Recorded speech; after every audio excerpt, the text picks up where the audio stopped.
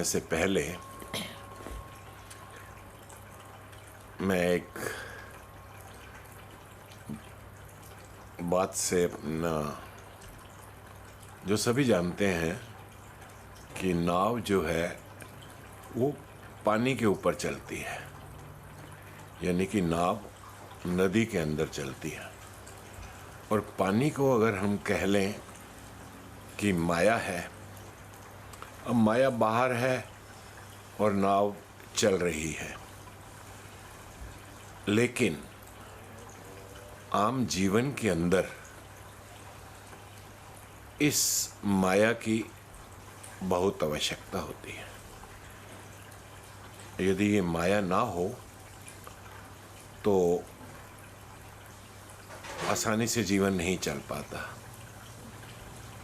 जीवन चलने के लिए माया की आवश्यकता ही है, और ये माया अनेक रूप में होती है, जैसे कि विद्या, पदवियाँ, धन दौलत, गृहस्थ, परिवार, मकान, जायदाद, जो भी कुछ इंसान अपने जीवन के अंदर प्राप्त करता है, इस सब को ही माया कही जाती है। यानी कि जैसे नाव में कोई व्यक्ति चल रहा है तो नाव में एक छेद हो गया और उसमें से पानी नाव के अंदर आने लगा। अर्थात जीवन के अंदर ये माया का आना भी उसी प्रकार होता है जैसे कि नदी में चलती हुई नाव के अंदर एक छिद्र हो गया, एक छेद हो गया है, तो आने लगती है धन दौलत, आने लगती है जीवन में प्रतिष्ठा, मान, मर्यादा बड़े रूप में, या कहें कि धन दौलत, सब कुछ। अब जैसे ही वो आने लगता है तो आदमी कहता है ये और तेजी से बढ़े, और तेजी से आए। तो क्या करता है, बिना सोचे समझे एक छेद और नाव में कर देता है कि तेजी से मेरी मान प्रतिष्ठा, तेजी से मेरे धन दौलत, तेजी से मेरा सब कुछ बढ़े। जहाँ पहले एक छेद था, अब वहाँ दूसरा छेद हो गया। दोनों छेदों से बड़ी तेजी से जल भरने लगा। वेरएस जब एक छेद था तो इंसान को चाहिए था कि जैसे जैसे ये जल आ रहा है, जैसे जैसे ये माया की वृद्धि हो रही है, तो नाव में से उस जल को धीरे धीरे वो बाहर भी निकालता। ये नहीं कि और तेजी से बढ़ाने के लिए दूसरा छेद कर लेता, लेकिन ऐसा होता नहीं है। आदमी कहते हैं और तेजी से बढ़े, क्योंकि लोभ बढ़ने लग जाता है। और जो आध्यात्मिकता का, स्पिरिचुअलिटी का जो मार्ग है, वो कहते हैं ये सब तो आएगा ही, क्योंकि इसके बिना जीवन संभव नहीं है, मगर तुम्हें साथ साथ इसको बाहर निकालना भी आना चाहिए, या कहें कि बांटना भी आना चाहिए। जिसको कोई दान कह देता है, कोई सेवा कह देता है, नाम हम जो भी इसका डोनेशन कुछ भी कह सकते हैं, परंतु इसको साथ साथ जो निकालता रहता है तो उसका नाव डूबने का, यानी कि माया ने जो उसका नाश करना है, वो खतरा रहता नहीं है। परंतु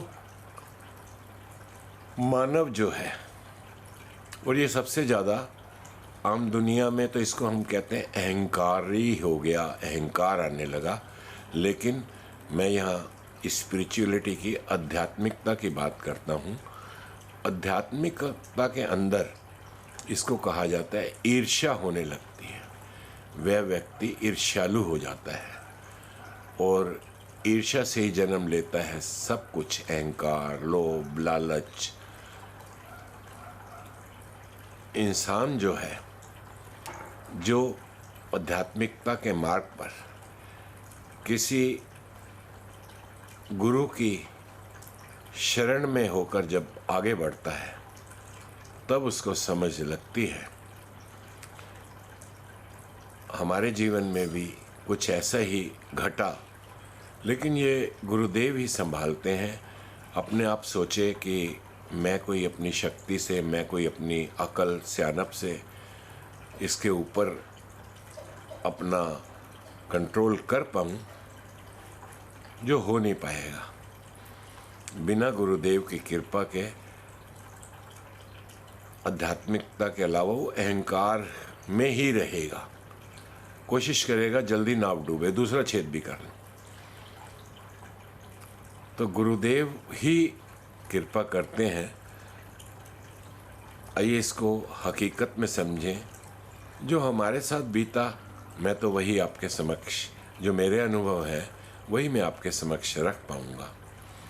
एक बार, बहुत पुरानी बात है, जब गुरुदेव ने कल्याण करने के लिए विश्व में जाने का अपना प्रोग्राम बनाया, तो भक्तजन जो थे, उन भक्तजनों ने अपनी अपनी तरफ से गुरुदेव के चरणों में जो भी कुछ उनके पास अपनी समर्थानुसार, कईयों ने अपनी समर्था से अधिक भी अर्पण किया, कि ताकि आपके इस कल्याण रूपी कार्य में हमारा भी कुछ योगदान हो जाए।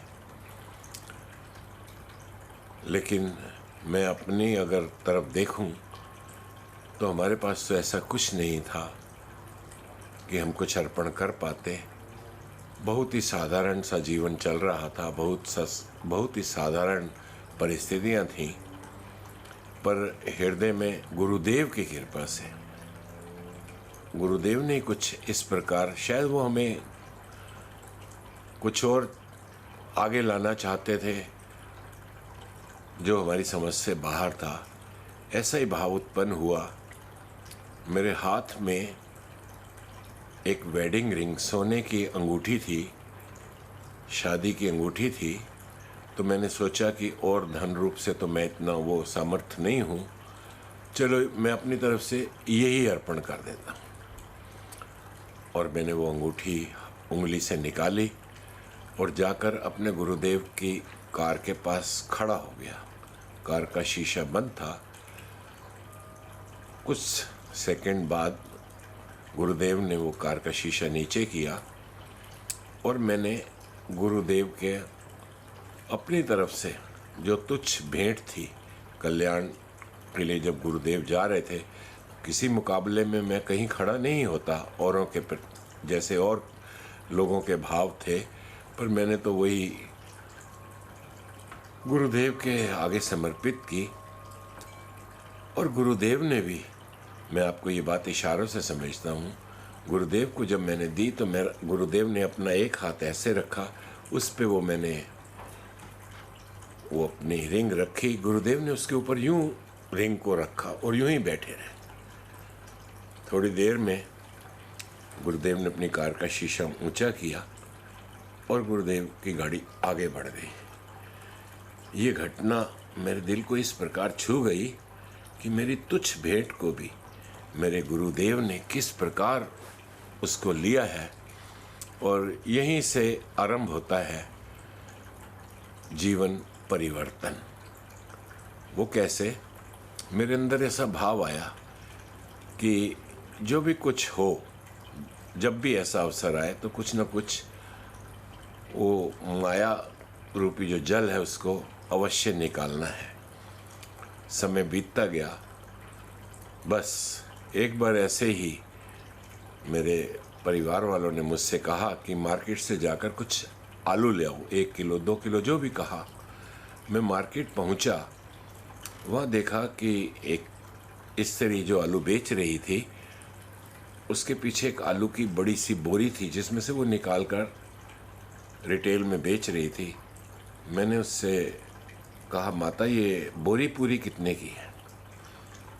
उसने जो भी अमाउंट बताया, मैंने वहीं पे एक रिक्शे वाले को बुलाया और उससे कहा कि ये बोरी ये पता है, इस एड्रेस पे अपने घर का मैंने उसको पता दिया और उसको ले जाने का भी किराया हाथ में दिया, आप जाके वहाँ छोड़ा। फिर देर रात को जब मैं अपना वापस घर आया तो घर वालों ने कहा हमने तो तुमसे थोड़ी सी क्वांटिटी मंगाई थी। मैंने कहा कोई बात नहीं, आप पड़ोस वगैरह में दे दो, अगर इतने सारे हमें नहीं इस्तेमाल करने। पहली बार था, बस अगली बार फिर ऐसा ही हुआ। मैं जा रहा था, मैंने देखा कि दिल्ली के अंदर आपने देखा होगा एक रेहड़ी होती है, फेरी वाले जो होते हैं वो अपनी रेहड़ी के ऊपर थोड़ी थोड़ी सब्जियां जैसे 4-5 किलो बैंगन, 4-5 किलो गोभी, आलू, प्याज और टमाटर, जितनी भी सब्जी होती हैं, मूली वगैरह सब थोड़ी थोड़ी रखते हैं। लोग आते हैं अपने हिसाब से उनसे लेते रहते हैं। मैं एक रेहड़ी के सामने खड़ा हुआ और मैंने कहा कि आप पूरी रेहड़ी कितने की देंगे? उन्होंने जो अमाउंट बताया मैंने उनको पे किया, एड्रेस दिया, आप ये रेहड़ी ले जाके हमारे घर पे छोड़ दीजिए। और मैं फिर आगे अपने प्रोग्राम पे चला गया। वो रेहड़ी वाला जब घर आया, जैसे मैं शाम को लेट जैसे ही घर पहुंचता हूँ, तो उन्होंने कहा हमारे फ्रिज में कहाँ इतनी जगह होती है, आप इतना सारा सब कुछ भिजवा दिया आपने। मैंने कहा कोई बात नहीं, थोड़ा बहुत आप पड़ोसियों को भी दे देते। तो वो तो कहते वो तो हमने दिया, इतना सारा हम रख ही नहीं सकते थे। बस ये मेरा रूटीन चालू हो गया। धीरे धीरे और आगे बढ़े। मैं चाहता था कि जो कुछ मेरे पास आए, जितनी मेरी क्षमता है, वो सभी को मिले। मैं मार्केट में गया, वहाँ पे एक बार शर्ट खरीदनी थी। मैंने शर्ट देखी, अच्छी लगी। तो हम सुबह को जब सब भक्तजन इकट्ठे होते हैं सत्संग भवन पर, तो वहाँ पर तकरीबन 75 से 100 की हाजिरी हुआ करती थी। तो मैंने उससे कहा कि जिसमें से कुछ स्त्रियाँ होती थीं, कुछ पुरुष होते थे, तो मैंने उनसे कहा कि आप 50 के करीब मुझे ये शर्ट्स दे दीजिए। और मैंने 50 शर्ट ली, अपनी गाड़ी में रखी और सीधा ही वहाँ के जो इंचार्ज थे उनको फ़ोन लगाया और मैंने कहा कि ऐसे ऐसे मेरा ध्यान बना था, अगर आप इजाज़त दें ले तो मैंने ली है। उन्होंने कहा कोई बात नहीं। मैंने कहा किसी से आपने इसको ज़्यादा वो नहीं करना, आप जो वहाँ सेवादार हैं उनसे बोल दीजिए कि इसको रिसीव कर लें और आराम से सुबह जो, क्योंकि डिफरेंट साइज़ की थी, जिसका जो साइज़ हो उसको दे दें। बस फिर क्या था, कुछ दिनों बाद फिर मेरा ये ऐसे ध्यान आया। एक बार कंबल लेने के लिए मैं गया, सर्दियों के दिन थे, तब भी ऐसा ही ध्यान आया कि चलो एक कंबल की बजाय मैंने उससे कहा ये अच्छे हैं कंबल, आप 100 दे दीजिए। फिर ऐसे ही फिर एक बार मैं जैकेट खरीदने के लिए गया, तब भी ऐसे ही ध्यान आया, मैंने कहा 100 जैकेट दे दीजिए, ताकि सभी को। ऐसे एक बार जूते खरीदने के लिए गया, ये सब डिफरेंट साइजेस में, ताकि जिसको जितना हो, अलग अलग साइज़ की मिक्स ही लेता था। शूज़ वाले से भी मैंने कहा 6 नंबर, 7 नंबर, 8 नंबर के इसी प्रकार आप मुझे दे दीजिए। वो भी ऐसे ही, बस वहाँ के एक इंचार्ज को बताना होता था और उनको पता होता था। गर्मियाँ हों तो ऐसे मैं अपने लिए जब लेने जाता था रूह अफ़ज़ा या रोज़ की बोतल, मैं कहता था 100 ही दे दो, 100, ताकि मैं भी इस्तेमाल करूं और दूसरे भी जो भी हैं। और दिल में कभी ऐसा भाव नहीं आया कि ये मैं कोई सेवा कर रहा हूं या कोई और कुछ मतलब दान दे रहा हूं, ऐसा कुछ नहीं। कि बस यही भाव होता था, सभी अपने हैं और इस प्रभु ने, ईश्वर ने, परमात्मा ने जितनी मेरी यथा योग्य जो शक्ति प्रदान की है, इसमें सभी का वो होना चाहिए, ताकि मैं इस जो आध्यात्मिकता के मार्ग है, क्योंकि जब तक वो इंसान बांटना नहीं सीखेगा, ईर्ष्या जैसे रोग से वो नहीं बच पाएगा। ये मेरा अनुभव हो चुका था। कभी ईर्ष्या नहीं होती थी कि किसी के पास ज़्यादा है या किसी के पास कम है, कभी ऐसा कोई भाव नहीं आता था। कहा भी इसी प्रकार के एक संस्कृत का श्लोक है कि विद्या विवादाय धनम मदाय शक्ति परेशान पलिपीडनाय खलस्य साधो विपरीत में तत् ज्ञानाय दानाय चय रख। इसका अर्थ है कि विद्या जो है, बुद्धिमत्ता जो है, शिक्षा जो है, वो अगर अधिक आ जाती है, विद्या विवाद है, तो आदमी विवादों में पड़ जाता है, बहस में पड़ जाएगा कि मैं तुमसे अधिक जानता हूँ। धनम मदाय, धन ज़्यादा आ गया तो कहता है कि घमंड, धनम मदाय, धन से घमंड होने लग जाता है। शक्ति, ऐसे शारीरिक शक्ति होती है, परेशान परिपीड़ना है। शक्ति जो है वो दूसरों को दुख देने के लिए उसका इस्तेमाल करता है। लेकिन जो आध्यात्मिकता के, स्पिरिचुअलिटी के मार्ग पे गुरुदेव की कृपा से चलते हैं, तो उनकी जो विद्या होती है वो दूसरों को ज्ञान देने के लिए, शिक्षा देने के लिए, और जो धन दौलत होता है वो भी वो जब बांटते हैं तो उसको कह लें, दान कह लें, सेवा कह लें, जो भी कह सकते हैं।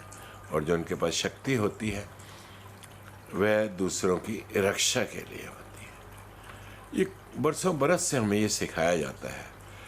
लेकिन जब गुरुदेव की कृपा होती है तब ये साधुओं की तरह इन सब का इस्तेमाल होना आरंभ होता है। मुझे ध्यान में आ रहा है, एक बार सूरत में हम गुरुदेव के प्रोग्राम में गए हुए थे, तो वो सूरत की साड़ियाँ बहुत मशहूर हैं। मैंने कहा चलो यहाँ से 100 साड़ियाँ ही ले चलते हैं। हालांकि हमारे घरों में कोई साड़ियाँ नहीं पहनता, लेकिन मैं देखता था काफ़ी लोग इसका इस्तेमाल करते हैं। मैं ले आया। हालांकि घर वाले, आपको पता ही है क्या कहा होगा उन्होंने, पर काम आ गई सबके, जिसने जो रंग की चाहिए, जैसी चाहिए। मेरा कहने का भाव ये है कि इस को अगर हम बांटना आरंभ कर देंगे तो इससे हम बचे रह जाएंगे और गुरुदेव की कृपा भी बनी रहती है।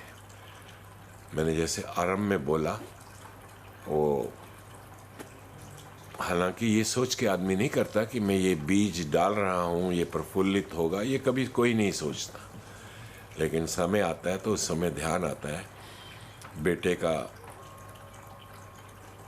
विवाह जब करना था तो शादी के कार्ड छपवाए जाते ही हैं, सभी छपवाते हैं, कार्ड के साथ सब मिठाई भी देते हैं।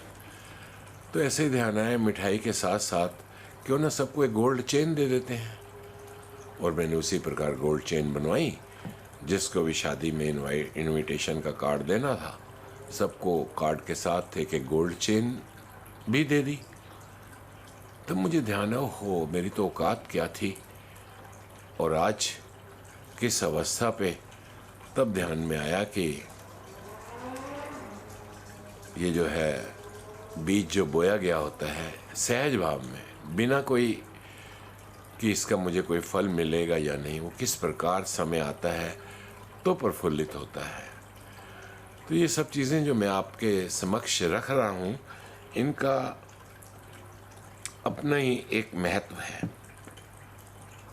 बस एक बात और ध्यान में आ रही है, जब हमारा वार्षिक रूप से सभी एकत्रित होते हैं दिल्ली के अंदर, और मोस्टली ये उस टाइम ठंड का थोड़ा सा समय होता है और उस समय सीज़न चल रहा होता है सेब का, और सेब मिलते हैं अधिकतर सोलन के अंदर। तो हम दिल्ली से सोलन जाते और वहाँ से सेब लेके आते, और तकरीबन 2-3 दिन तक ऐसे ही रहता, क्योंकि उससे पहले सेवा के लिए ही सभी वहाँ पे एकत्रित होते हैं। तो रात के समय हमें वहाँ से रात हो जाती थी। जब वापसी आते थे तो रात को हम एक एक गेट पर हर एक जगह, चाहे सिक्योरिटी है, सेवा करने वाले हमारे गुरु भाई हैं या पुलिस के लोग हैं, सबको हम कहते चलो 2-3 घंटे लग जाते। वो सेब वहाँ से 8-10 पेटी जो सेब हम लाते थे, और ऐसा प्रतिवर्ष ही चलता था। हमारे को कोई ऐसी चाहना नहीं थी कि, क्योंकि वो हमें वैसे भी नहीं जानते थे कि किसी को कोई नाम हो या कुछ हो, बस ऐसा ही ध्यान में आता था। हाँ, ये बात मैं ज़रूर जानता था कि अगर हम इस प्रकार बांटना आ जाएगा जीवन के अंदर, हर चीज़ बांटने की भावना आ जाएगी, तो सबसे बड़ा रोग जो ईर्ष्या का है, जो हर युगों में रहा है। मैंने ऋषि मुनियों की कहानियाँ पढ़ी हैं, सुना है, पढ़ी हैं,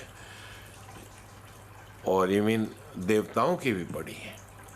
उनमें भी आपस में जिसको कोई पदवी मिल गई है या कोई किसी पोस्ट पे हो गया है तो ईर्ष्या बहुत हो जाती है। वो किसी और को आगे नहीं आने देते।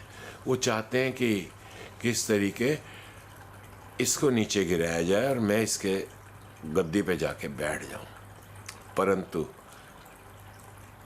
आध्यात्मिकता में, स्पिरिचुअलिटी के अंदर ये, क्योंकि जीवन में आती तभी है जब गुरुदेव का हाथ सिर पे हो, जब गुरुदेव की शरण मिली हो, तो इस ईर्ष्या से बच सकते हैं। कब? जब हमारे जीवन के अंदर जो पास रहा है उसे खोकर देखो। क्या बताऊं, इसमें है कितना मज़ा। एक बार किसी के होकर देखो, और इसका आनंद वही समझ सकता है, वही महसूस। आज दुनिया तो जीती है, आज क्या तब भी जीती थी कि रील के ऊपर, रील का अर्थ कि दिखावा, पता लगे मैं ऐसा हूँ, लोगों को पता लगना चाहिए। और एक होता है रियल, वास्तविकता, जो मैं हूँ सो हूँ, मुझे किसी को कुछ दिखाना नहीं, मुझे कोई किसी से सर्टिफिकेट नहीं लेना, अपने भाव के अंदर ही, अपनी मस्ती के अंदर ही जीना है। और ऐसा नहीं है कि अपनी समर्था से भी बाहर जाना है, अपनी समर्था के अनुसार ही। जैसे जैसे ये माया, यानी कि जैसे जैसे ये जल, जैसे जैसे वो छेद में से पानी, जिसको हम माया कह रहे हैं, वो बढ़ता जाएगा, तैसे तैसे उसको निकालना साथ के साथ चालू कर दें। नाव डूबने का खतरा भी बचा रहेगा, आपकी नाव भी नहीं डूबेगी, और आराम से ये यात्रा भी तय होती चली जाएगी। खैर, मैं एक बात और बता दूं, ये भी एक बड़ी, एक बार गुरु माँ का, हम महाराष्ट्र से वापस आ गए थे और गुरुदेव रास्ते में अनेक जगह रुकते हुए भक्तों के आशीर्वाद देते हुए आ रहे थे। तो वडोदरा से गुरु माँ का मुझे फ़ोन आया कि आप कब आ रहे हैं, क्योंकि हम अक्सर कभी ना कभी बीच में पहुंच जाते थे। तो हमने कहा हमारा तो प्रोग्राम, आपका जो अंतिम पड़ाव है अजमेर, वहाँ पे आने का है। तो उन्होंने कहा कोई बात नहीं, आप पहले आ जाओ, बड़ौदा में आ जाओ। हमने कहा ठीक है जी, जैसा आप कह रहे हैं। और आती दफ़ा कुछ पगड़ियाँ और दुपट्टे लेते आना, क्योंकि गुरुदेव के पास सारे मैले हो चुके हैं। अब हमने कहा हमें तो पता नहीं पगड़ी कहाँ से लेते हैं, दुपट्टे कहाँ से लेते हैं।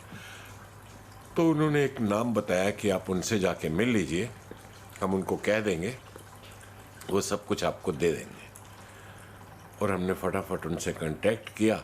उन्होंने एक अटैची में गुरुदेव के लिए पगड़ी और दुपट्टे हमें दे दिए। अब समय भी इतना नहीं था, तो हमने बाई एयर ही बड़ौदा जाने का निश्चय किया। बड़ौदा के बाद एक गोधरा, वहीं से 1 घंटे का रास्ता है, वहाँ पे भी एक और प्रोग्राम था। तो हमने कहा वापसी में हम वो प्रोग्राम अटेंड करके फिर बड़ौदा से बाई एयर ही हम वापस आ जाएंगे। और बड़ौदा हम पहुँचे, वो उनको हैंडओवर किया, आशीर्वाद मिला बहुत। और फिर वहाँ से उनको हमने बताया कि हम गोधरा भी जा रहे हैं। तो उन्होंने कहा ठीक है, गोधरा भी मिलना आप। जैसे ही गोधरा में हम पहुँचे, वहाँ उन्होंने हमें एक अटैची वापस कर दी। उसके अंदर ये हमने समझ लिया कि वो पुराने वाले जो पगड़ी और दुपट्टे होंगे वही होंगे। और हम वो अटैची ली, गोधरा में हमने प्रोग्राम अटेंड किया। वहाँ गुरुदेव ने हमसे पूछ लिया कि आपने कब जाना है। हमने कहा कल सुबह हमारी बड़ोदरा से ही सुबह की फ़्लाइट है, क्योंकि फिर फ़्लाइट पहुँचेगी 10 साढ़े 10, फिर हमें ऑफिस में भी जाना है। और गुरुदेव न जाने क्यों बड़ी ज़ोर से स्टेज पर बैठे बैठे हंसे। मैंने कहा इसमें तो हंसने की कोई बात नहीं, खैर मालिक है। और हमने उनके चरणों में नमस्कार करके आशीर्वाद लिया, पहुंच गए। सुबह सुबह ही निकले वहाँ से हम गोधरा से, क्योंकि 1-1.5 घंटे में हम बड़ोदरा पहुँचे। वहाँ से फिर फ़्लाइट के लिए हम जैसे ही एयरपोर्ट पहुँचे तो उन्होंने कहा टिकट देखकर, आपकी तो AM नहीं PM की टिकट है, शाम की फ़्लाइट की टिकट है। अरे हमने कहा ये कैसे हो गया, मैं तेरे इश्क में। हमने ध्यान ही नहीं दिया कि ये AM है या PM। हमने तो अपना अगले दिन का टाइम देखा और हमने कहा ऐसा कुछ करो, कोई उसी फ़्लाइट के अंदर आप हमारा कुछ कर दो, अगर कुछ हो सके तो। उन्होंने कहा नहीं, चलो आप वेट कीजिए, इंतज़ार कीजिए, हम अपने मैनेजर से बात करते हैं। तो उन्होंने बात की। उन्होंने कहा कि शाम की फ़्लाइट में तो वेटिंग चल रही है और सुबह की फ़्लाइट जिसमें आपने जाना है उसमें काफ़ी सीटें खाली हैं, परंतु आपको ये थोड़ा सा अमाउंट, उन्होंने कहा ये आपको देना पड़ेगा। और कुछ ऐसा ही हमने कहा हमारे पास पैसे तो और हैं नहीं, बहुत थोड़े से थे बचे हुए, क्योंकि सब कुछ तो हमारी टिकट वगैरह थी तो आदमी क्यों रखता। हमने कहा हमारे पास तो इतने नहीं है, बहुत थोड़ा सा अमाउंट था जो हमने कहा हम यही आपको दे सकते हैं। फिर वो मैनेजर के पास गए, पता नहीं उन्होंने क्या किया क्या नहीं किया। उन्होंने कहा चलो आप। तब हमें एहसास हुआ कि गुरुदेव क्यों हंसे थे, क्योंकि लल्लू करे कललियाँ रब सिद्धियाँ पावे। और इसी प्रकार हम वापस दिल्ली आए और आकर फिर ऑफिस भी ज्वाइन किया। मेरा कहने का जो भाव है कि चतुर चालाकियों से आप कोई भी आगे नहीं बढ़ सकता आध्यात्मिकता में। इसमें तो चाहिए, जैसे गुरुदेव को बचपन में भोला कहा जाता था, तो भोलेपन में ही। और मैं नहीं कह सकता कि हमारे अंदर भोलापन था, मैं तो कहूँगा मैं मूर्ख ही था। लेकिन हम मूर्खों को भी गुरुदेव ने अपने आशीर्वाद का पात्र बना के रखा। और इससे ज़्यादा मैं क्या कह सकता हूँ, इतना ही काफ़ी है। हालांकि किस्से कहानियाँ तो बहुत है, परंतु बस ऐसा ही ध्यान बनता है कि गुरुदेव की जो कृपाएं मिल रही हैं उसको अपने हृदय में बसाकर आगे से आगे प्रेम पूर्वक बढ़ते चले जाएं।